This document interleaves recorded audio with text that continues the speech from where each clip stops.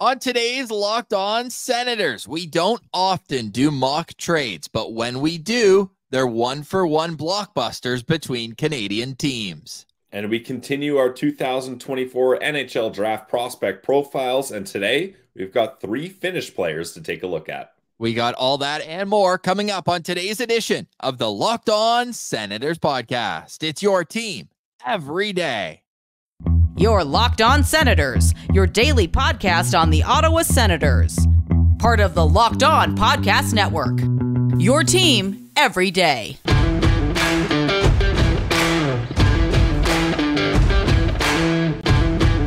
I'm Jake Sanderson, and you're listening to Locked On Senators podcast. I'm Tim Stützle, and you're listening to the Locked On Senators podcast.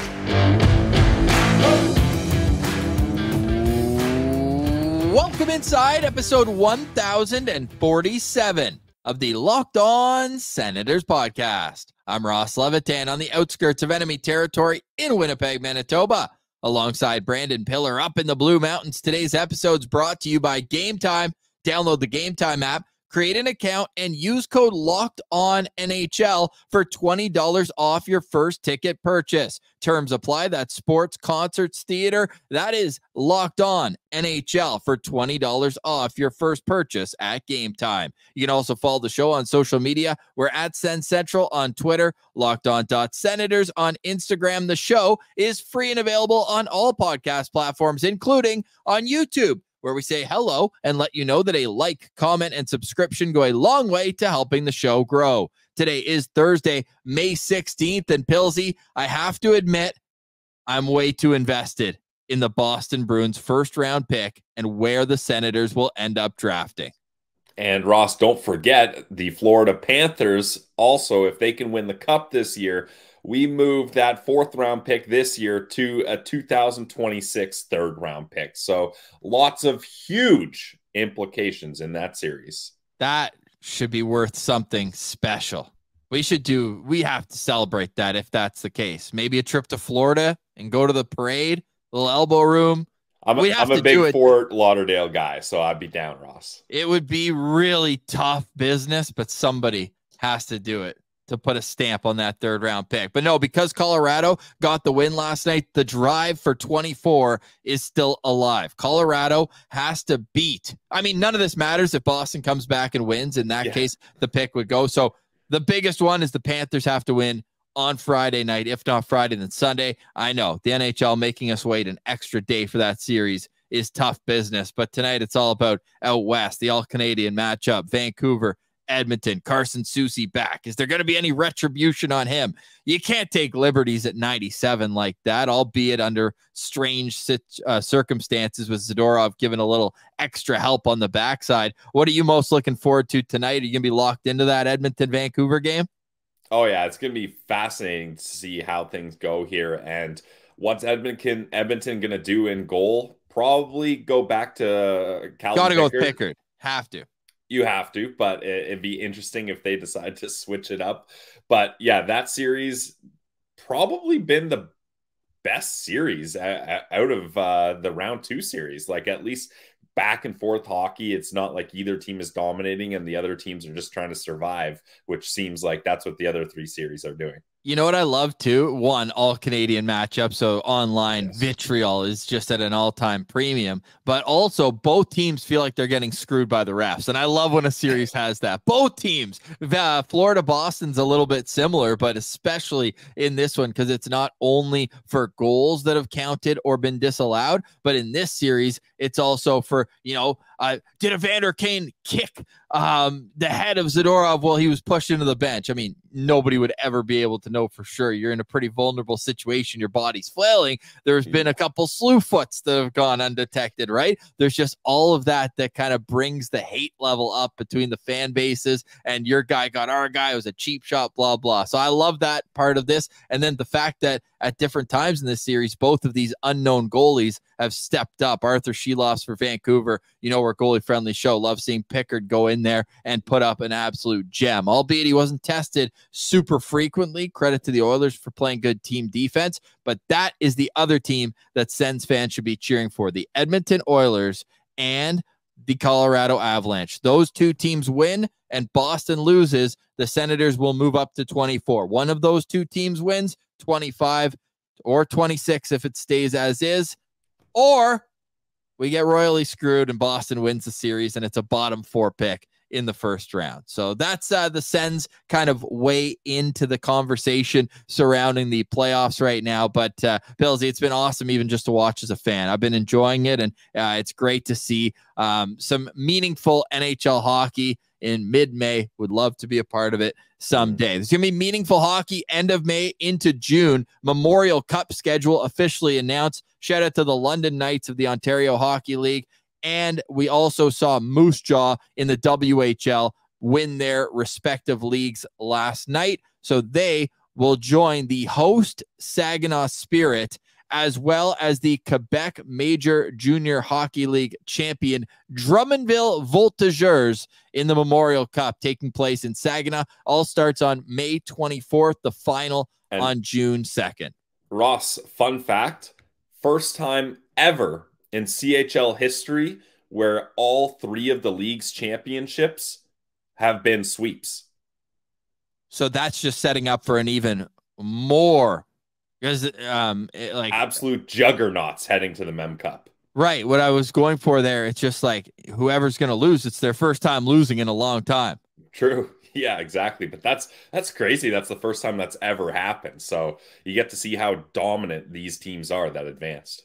The host team has a Senators prospect, so he hasn't been in since the third round when the London Knights beat the Saginaw Spirit. No, we haven't added him yet. However, I believe they're D partners. If not, they're on the same D core. Jorian Donovan, Sens 5th round pick from the 2022 draft. He's in the mix there. He's had a decent playoffs with 9 points in 17 games. Been a plus 13 as well with only 4 minors. That's something that we've noted about Jorian Donovan's game, is it's becoming more and more disciplined and now into the playoffs as well. He had 39 penalty minutes in 32 games during the regular season. So good to see that. Good experience for Jorian Donovan. He's one of those guys that I feel like, with the work ethic and being around his dad, who's obviously in the player development position, so he's getting that 24/7, or I'm sure as much as he wants. And with Donovan, the elder Donovan was the first ever guest we've ever covered on Locked On Senators back then, making sense of the Sens, and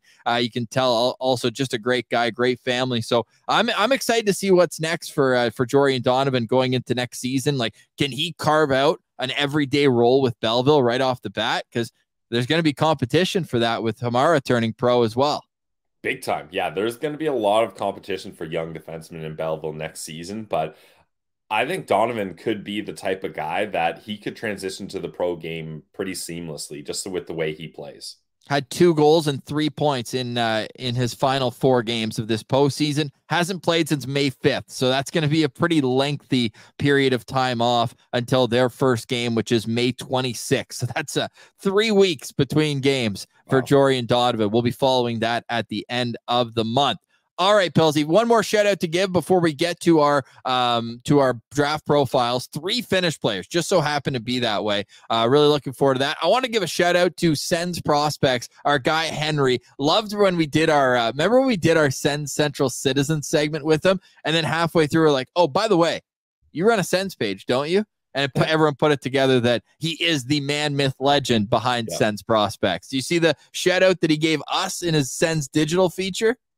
I haven't watched the feature yet, but I saw the comment where he mentioned he gave us a shout out, and yeah, just an absolute legend, Henry at Sens Prospects. If you guys don't follow him already, definitely get on that. And I'm sure we'll have him on once or even twice in this offseason to discuss, all right, where are the prospects now? And then maybe, all right, after the draft, where are Sens Prospects rankings now? So that'll be a lot of fun.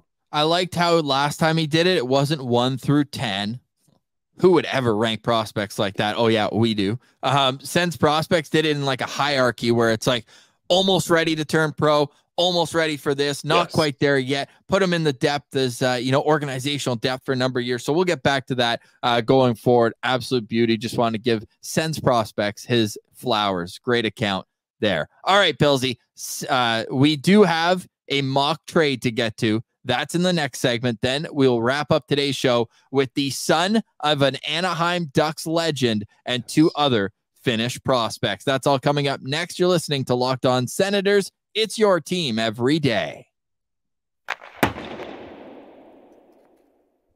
Today's episode is brought to you by our friends over at FanDuel. Guys, you know FanDuel is the official online sportsbook of the Locked On Podcast Network, and it's playoff time in the NBA and the NHL.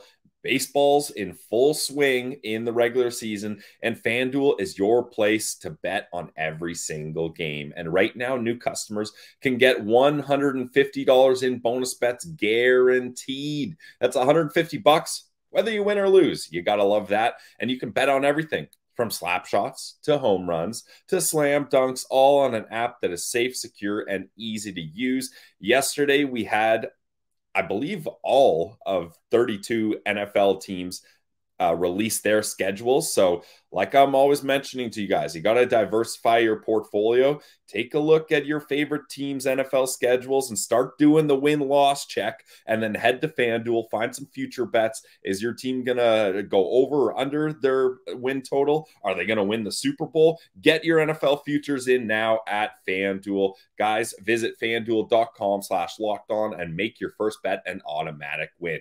FanDuel, America's #1 sportsbook.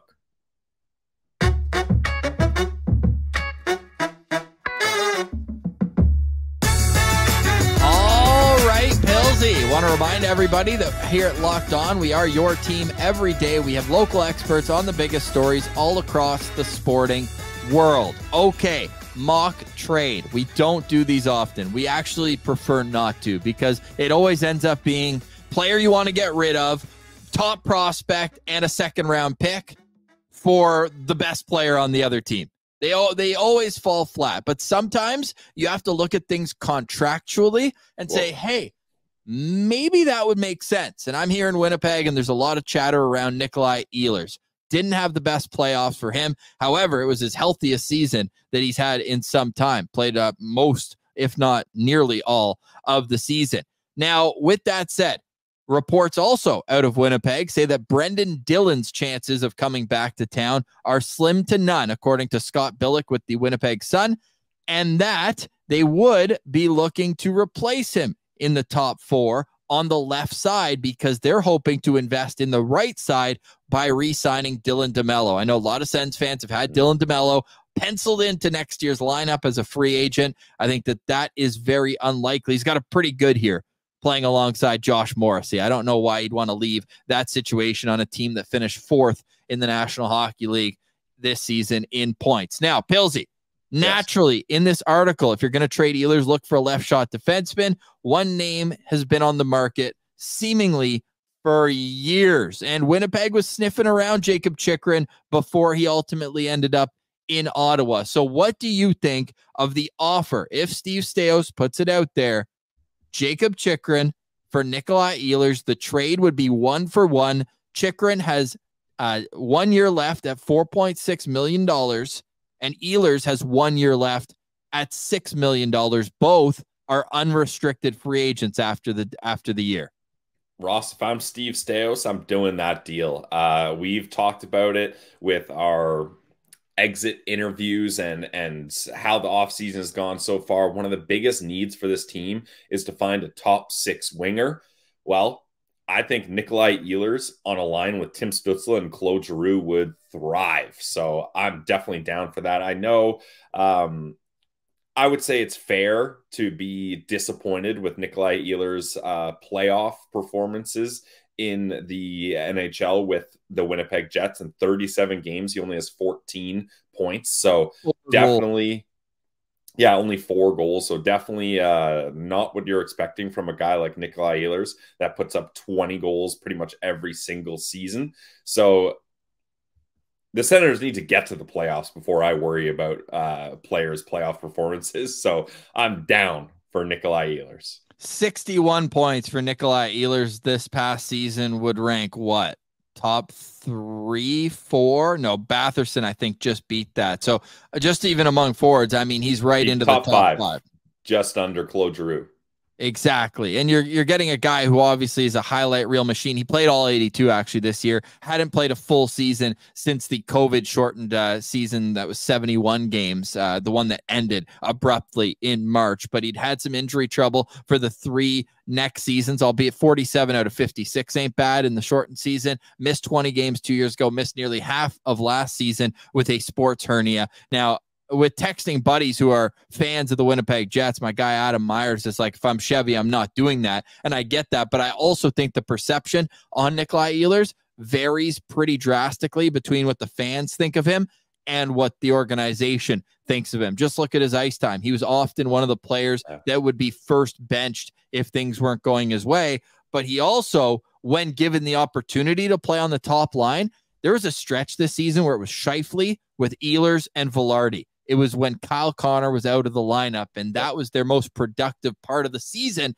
offensively, but they just love having Scheifele with Connor. I get why. They both produce a ton of offense, and Vilardi's a great complementary piece, but it felt like whenever Ehlers was given a role with elite line mates, that he would be able to thrive. Now, in the playoffs, they switched it up a bit midway through, but at the start of it, it was Monahan at center with Tyler Toffoli on the other wing. Don't get me wrong, 2 really good players, but neither of them have that much pace. And I think where you mentioned putting him with Timmy, he needs a guy that can get up and down the ice just as fast and think creatively like that. Like Ehlers, when given a chance with Scheifele, who's a similar player like that, great vision, great playmaker, he's able to put up more production. So from a Sens standpoint, I love it. And I just fit in. And by the way, both players would have to waive their 10-team no trade clause.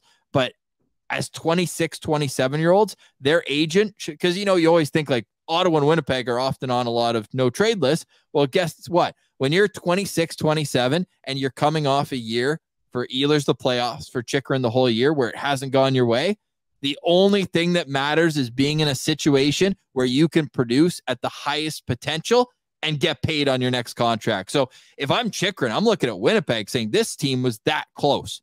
Yep. They have the elite goalie. Chychrun's not going to have an .890 save percentage behind him anymore. And I'm sure he considers that a big reason for a lot of his minuses that he ate this year, -30, if you're keeping track.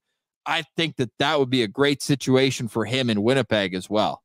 Yeah, I would agree, Ross. And then you look at Nikolaj Ehlers, and you talked about it being in a situation where he's kind of bounced around in the lineup. I think if you're Nikolaj Ehlers looking at the Ottawa Senators roster, you're like, I'm a lock to stay in this top 6. Like there's a spot right there, perfect for me to fit in there. So I think it'd be a good trade for both teams. And then if you're with the Winnipeg Jets, you can also look at it. You're shaving $1.4 million off that deal, right? Ehlers making $6 million, Chychrun making 4.6. So not bad.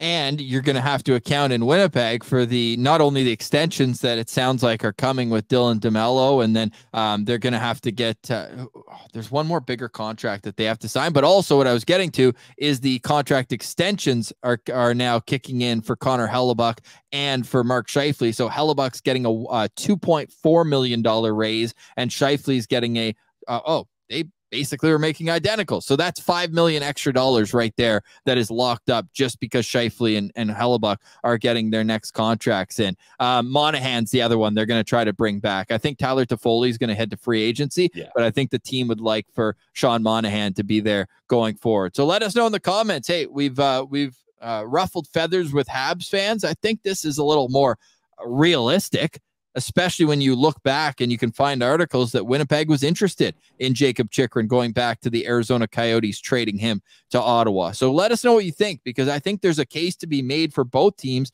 that it could be a win-win type trade. So let us know in the comments. All right, Pillsy, coming up on the other side, we've got Aatos Koivu, Veeti Vaisanen, and Kasper Pikkarainen. Let's go. Draft profiles on the other side. This is Locked On Senators, your team every day. Today's episode is also brought to you by our friends over at Game Time. Did you guys know Game Time is now an authorized ticket marketplace of Major League Baseball? That means getting tickets even faster and easier. Prices on the Game Time app actually go down the closer it gets to first pitch. So with killer last-minute deals, all-in prices, views from your seat, and their lowest price guarantee, Game Time takes the guesswork out of buying MLB tickets.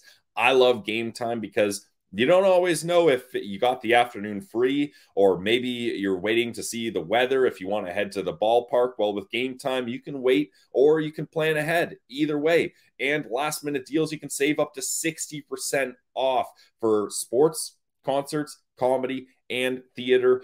I also love the all-in pricing. Nothing worse than when you think you're getting a good deal. You see the ticket price there and you're like, awesome, it's only going to be $20. You get through checkout, all of a sudden the price is doubled with all these fees you're not aware of. No, get that garbage out of here. Not with Game Time. And with the lowest price guarantee, Game Time will credit you 110% of the difference. So take the guesswork out of buying tickets with Game Time.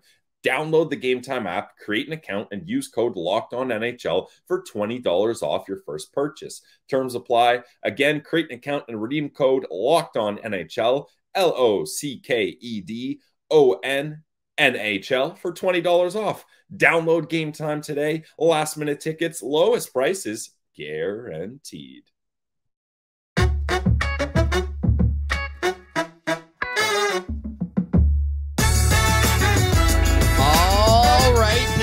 Before we get to our draft profiles, looking back to our conversation, Jakob Chychrun for Nikolaj Ehlers, if Kevin Cheveldayoff replied to you, Mr. Steady Stevie Steos, and said, hey, we can see the framework, but you have to add more value, would you be willing to add a secondary piece on the Senator side of it to balance it out? And if so, how high would you go? I don't know, Ross, because I've kind of maintained my position on the Chychrun trade. I think the best route for trading Chychrun would be to trade him for picks and or prospects and just free up some of that cap space. So I'm not sure if I would add on to that to acquire Ehlers. Now, that's not me saying I don't think Ehlers is worth it or I don't want him that bad or anything like that. It's just this team's assets are already so low right now. And Ross, if you weren't able to get an Ehlers deal out or figured out with the Jets, you know what I would do as a plan B? Tyler Toffoli in free agency. Yeah. Very different players, but they both produce, right? You're either looking at the speed or kind of like the soft space, like a Danny Heatley type where Toffoli just knows where to be on the ice to score goals. But I find that interesting. I agree with you, though. Ottawa's not in a position where they can add secondary assets, tertiary assets, because frankly, they should be on the other side of that where they're building up. You can't just have fourth-round picks, Pills. You can't just have four fourth-round picks. Especially, Ross, when you're looking at a guy with 1 year left on his deal. Yeah. Like, you can't go from putting a lot of assets to get to Brinkett, get him for one deal, get pennies on the dollar. Putting a lot of assets towards getting Jakob Chychrun, getting Ehlers, but then losing him after 1 year. Like, you can't just keep getting knocked down a peg for asset value through trade. So that would give me a little bit of pause. Agreed. Okay, Pilsy, here we go. Coming in at number 71 on our 2024 NHL Draft Rankings is Aatos Koivu, the son of former longtime NHLer Saku Koivu. He's the nephew of Mikko Koivu, so obviously comes from a hockey family. But going back, I'd say 13, 14 months, Pilsy, I don't know if it would have been even a conversation that he'd be getting drafted, but he certainly put himself on a lot of radars with his play over the last 12 months. Yeah, definitely a very interesting player. And when you think of Saku Koivu, you think of those years he had in Anaheim, absolute legend with the Ducks. So that's something that immediately pops into mind as we're getting a lot of nepotism in this draft, Ross, as I'm excited to get closer and closer to the top as there's a prospect both of us like that we're going to get into. But as far as Koivu goes here, yeah, this is a guy that puts up pretty big points, especially when he's in his own age group. In 20 U18 games, he had 9 goals and 13 assists. And then in the U20 Finnish league, in 28 games, he had 16 goals, 15 assists, good for 31 points. Also had 7 points in 10 playoff games. And he even got a little taste of Liga experience this season. So this was a really productive year for Koivu.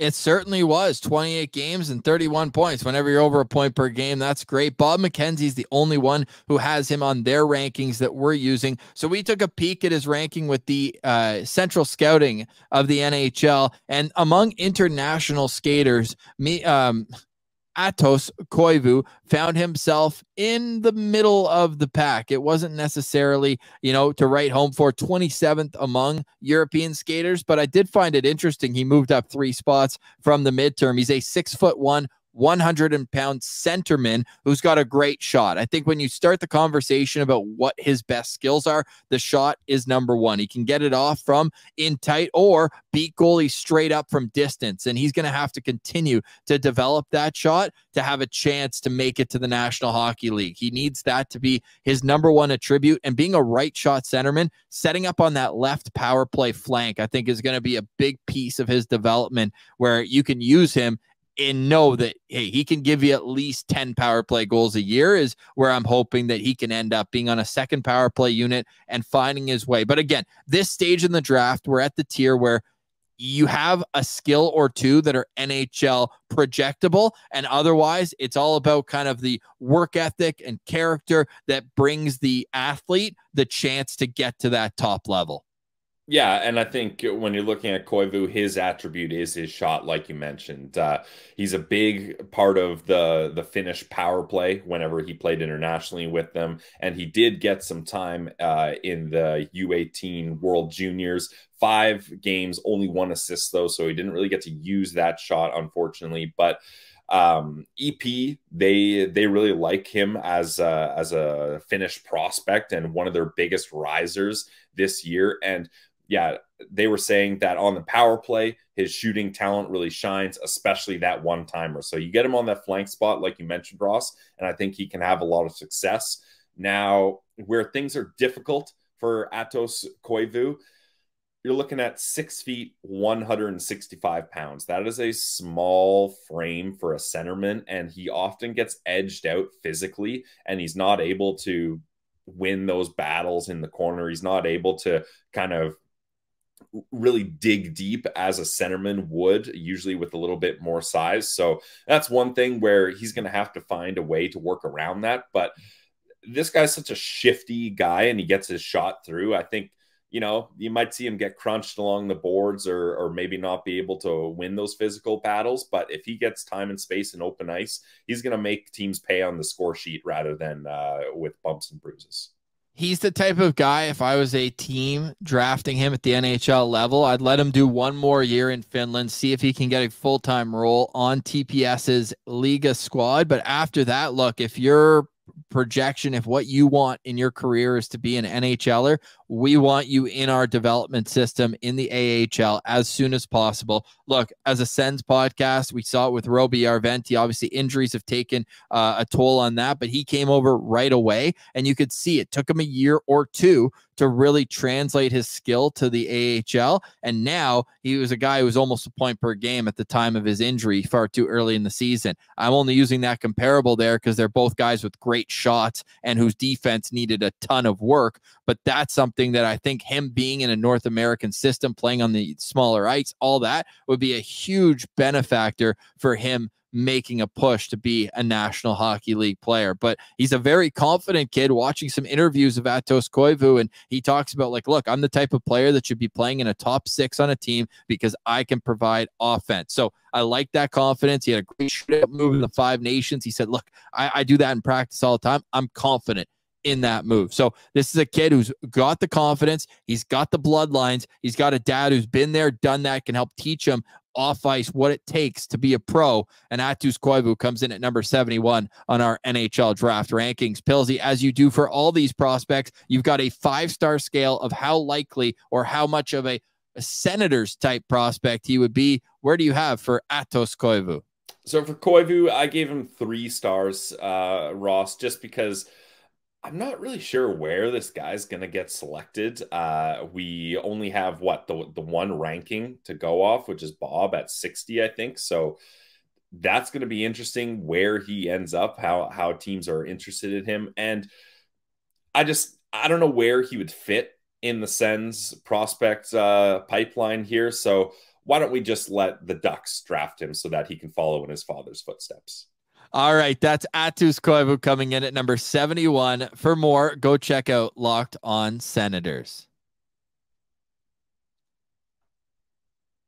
All right, coming in at number 70 on our Locked On Sens NHL draft rankings for 2024 is a defenseman that's already found his way almost full-time into pro hockey. It's Veeti Vaisanen, and he is a 6-foot defenseman playing in the system of Koivu in Liga, where he played 50 games, had 10 points, and found his way as high as number 36 on Craig Button's NHL rankings. Yeah, Vaisanen is a very interesting prospect, Ross. Like, anytime you get a 17-year-old playing in Liga, it's impressive. But how about when you look at this guy, or 18 years old, sorry. He might have been 17 at the start of the season, though. Yeah. Playing 50 games in Liga as a defenseman is so impressive to see. Clearly, the coaching staff has trust in this guy, and he's getting minutes too, Ross. Like, he's not one of those guys that's just on the bench. Like, he's playing. I'm looking at his game logs here. Very few games he's under 10 minutes a night. I would say, just ballparking it, he's probably averaging 12, 13 minutes a night on a Liga back end. So this is a guy that he has skills that allow him to be a responsible defenseman in a man's pro league at a young age. So there's a lot to work with here if you're an NHL scout. There certainly is. He actually played the first 19 games this season in Liga, went to an international tournament, and then came back to the J20 league. So that's kind of how he started the season. So he's obviously very highly touted, or had a great camp to make that team. I'm actually pretty high on this kid now that the more I've been able to do some digging, because it seems like the more that you watch him, the more you notice the little things that he's doing. He's not going to blow you away offensively. He's not going to make every highlight reel, but it feels like every pass is on the tape. He's a great, like, complementary partner. Much how earlier this episode we talk about Dylan DeMello. I know right shot, left shot, but that's kind of the mold that I see from Vaisanen, where it's like, you as a coach, you're always going to be willing to put him out on the ice because he's not going to put you in any vulnerable situations by taking too much risk, and not be a very safe defenseman would be the way to sum him up. Yeah, I would agree, Ross. I think there's a lot to like about him. He's a smooth skater with nice poise. Wheeler really likes his hard shot and puck handling abilities. Dauber Prospects mentions how he's a two-way defender that closes gaps well. He's a mature player. Ross, a player comparable or prospect comparable that's really jumping out to me when I'm looking at Veeti Vaisanen here kind of reminds me a lot of Lassie Thompson. You had a guy that was getting pro experience at a young age, touted for having a hard shot. We talked about the Tom Bomb when Lassie signed in the SHL, describing where did things not really click for Thompson, and him not using that hard shot. It was a big factor in him being limited.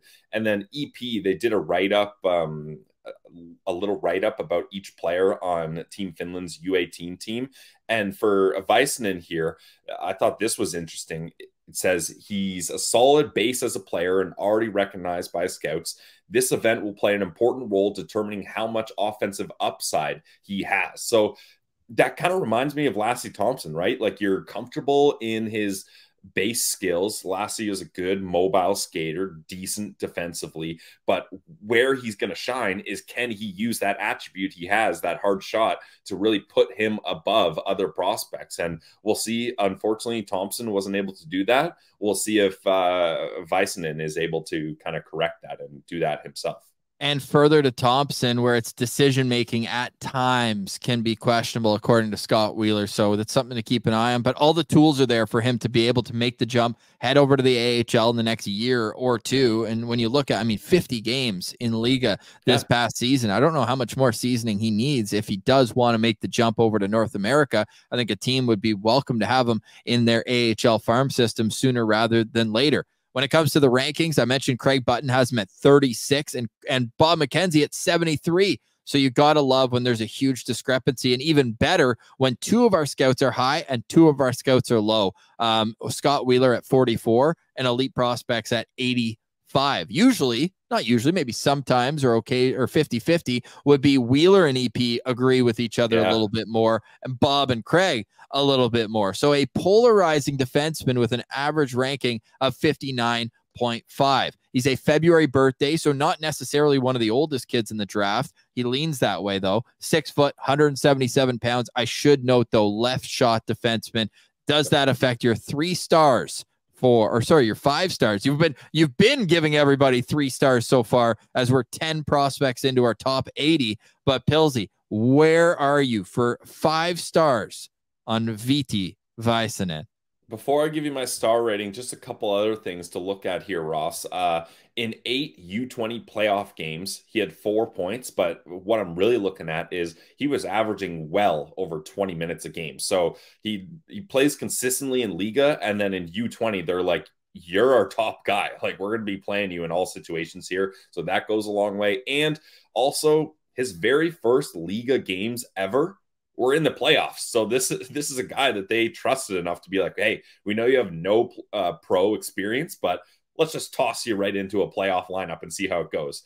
Now, as far as my star system here, spoiler alert, Ross, you did give it away. I'm going to give Veeti Vaisanen a 3 out of 5 star rating here, just because it's a left shot defenseman without one defining attribute other than his shot. I don't think the Senators need a guy like this. I'm not sure where he's going to end up in the draft either. Seems like a high floor, low ceiling type of player, and I don't think the Sens really need that in their system right now. So 3 out of 5 stars for Vaisanen. I would be comfortable taking him in the 5th round or later for Ottawa, based on what the system looks like right now. With one of those 4th round picks, maybe. Nope, not even those. I said what I said. Okay, 5th round or beyond. Just because left shot, you're like, okay, is he going to be ahead of Donovan? No. Hamara? No. Nordberg? Probably not. Like, there's just too many lefties deep in the Senator system. And obviously, I'm not even mentioning the guys who actually have a chance, like Tyler Clevin and more. So, no. I'm going 5th round or later. Left, because especially, like, you draft best player available in the 1st round. You draft best player available in the 2nd round. After that, like, I'm looking at the Sens prospect pool if I'm Steve Staios and this staff, and I'm saying, where do we need to reinforce the most? And undersized left shot defenseman without any glaring must-have strengths, not the way I'm going for Steve Staios. But I think a team with less depth at the left defensive spot, it's a good organizational depth piece who might surprise and make the NHL sooner than we think. For more, go check us out at Locked On Senators. All right, coming in at number 69 on our 2024 NHL draft rankings, we're going to Finland, Pilsy. For one of the youngest players in the draft, it's right winger Kasper Pikkarainen, 6'3", 194 pounds. I would say this is a case of all the tools, still trying to figure it out how to really gracefully put it into that toolbox. Yeah, Ross, we've been joking that I need to do a Finland scouting trip. I feel like I'm doing that Finland scouting trip with today's episode, as we have a 3rd Finnish prospect here. But yes, Kasper Pikkarainen, yes, Kasper Pikkarainen is an interesting prospect. Unfortunately, Ross, I'm not going to lie, I wasn't able to find a whole lot on this guy. So my review and analysis of Pikkarainen is pretty low, but again, I'll refer to EP's piece where they had a little blurb about each of the players on Finland's U18 team done by Lassi Alninen. So I'll give him credit there. And what he mentions about Pikkarainen is that he's a power forward that has some finesse through crafty handling and occasional playmaking flashes. So he's a decent bet to start in a top 9 role with the U18 team. And we saw that as he played 5 games and had 1 goal in that opportunity. So this is a guy, if you're looking for a prospect that's going to be a bit of a project, a little bit raw, but if you're looking for that power forward type that can chip in with some offense and set up some of your snipers, this is a good spot to look. Agreed. And being that August birthday kind of gives teams pause and saying, okay, he's ahead of the curve. He's also got the bloodlines. And I know people get sick of hearing about it, but if your dad played almost 1,000 pro games and just retired like 3 years ago, you know that he's kind of imparting that wisdom and what it takes to be a grinder. And he got to the NHL. His dad did. Ika Vakanainen, Pikkarainen. These Finnish names, sorry, they're getting me today. We love a lot of citizens out in Finland. We saw Helsinki, Oulu. Shout out to the hometown of Levi Merilainen. And we love Tampere. We're already planning our trip to Tampere. But with Pikkarainen, his dad played in like every league imaginable: AHL, SHL, Liga, KHL, second level in Germany. And yes, he got 31 games with the New Jersey Devils in 2009, 2010. When his son was born, Kasper, he went back and played 3 years in the in Liga after coming over for 3 years in the AHL. And then I guess once his son was 3, said, okay, I'm going to go give this one more kick at the can, and got his NHL experience. So to me, that just shows the family's full of guys who don't give up and are hard workers. And I think that that's going to be his path, because he's got the raw size at 6'3", and he's got the fearlessness that he's going into those dirty areas in front of the net. And it's just going to be for him. Can he be a solid defensive player? Can he pass the puck? Is his vision going to be good enough? Because when he gets in tight, the hands are great. He's going to make moves around the net. He's going to tip pucks into the net. And he almost put up a point per game at the J20 level as a 17-year-old the whole season. So he's playing against players who are 2 years older than him and was still able to contribute 28 points, 12 goals in 34 games while being a plus player. Now, TPS, great team. We just talked about Aatos Koivu. These two are teammates there at TPS. So he's playing with good players, sure, but he's also doing his own thing. He's 56 on Craig Button's list and 62 with Bob McKenzie. Scott Wheeler had him just outside his top 64 as an honorable mention. Just the 1 goal in 5 games at the U18s, Pilsy, but I got to say, like, the size and skill package, it's a bit intriguing for me. Like, for me, 4th round pick for the Ottawa Senators, I would be curious if I saw Pikkarainen's name come up. Yeah, I think that's fair. Yeah, I don't have a whole lot more on this guy, Ross. Give me your stars, buddy.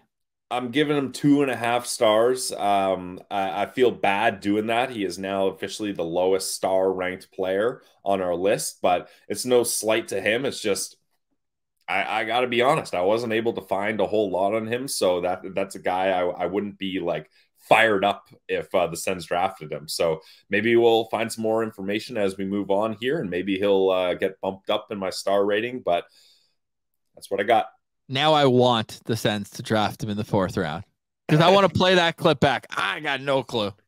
Yeah, I'm unfamiliar with his game.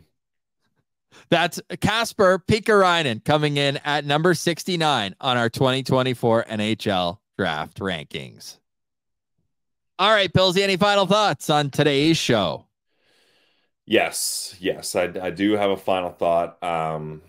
This one's tough. You never want to see people in the sports world go too young. And Darren Detition, everyone knows him from Sports Center, TSN Sports Center, anchor in the newsroom. And Ross, I was fortunate enough. I worked in the newsroom for a couple of years, and I got to be around him. I didn't really work with him directly, but he was one of those guys, and you don't need to hear it from me. You can hear it from TSN colleagues that worked much closer with him and for much longer than I did. But he was one of those guys where he had an aura about him, certainly. Like, when he was in the newsroom, everything was light. Everybody was laughing, have a good time. His voice is so loud. His huge smile.